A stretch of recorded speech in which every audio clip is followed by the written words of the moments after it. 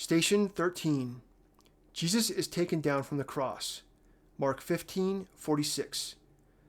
The stone of unction, also known as the stone of anointing, is considered to be the slab of stone that Jesus was laid upon when his body was removed from the cross before being transferred to the tomb by Joseph of Arimathea.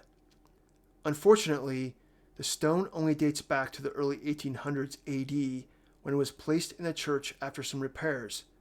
But like the Via Dolorosa itself, it has a traditional meaning to it, and it represents a part of a journey which Jesus took to the tomb. If we think about everything we've seen on the Via Dolorosa so far, some things have biblical backing and some don't. It might be disheartening to hear that a religious tradition doesn't have the history that we think it does, but we need to think about what it is.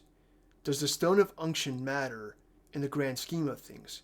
I would argue that it does not. Of all the stations on the Via Dolorosa, the ones that matter the most are the Rock of Golgotha and the Tomb of Christ. As we've discussed, there is good reason to believe that both of these stations are legit. Both locations were known to the early Christians in the 1st century, and when Hadrian built the Temple of Venus, it marked the spot for over 200 years.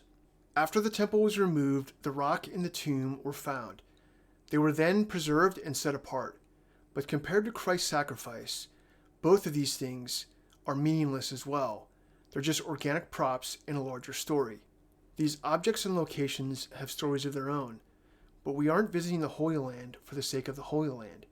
We're visiting because we want to connect with Christ on an organic level.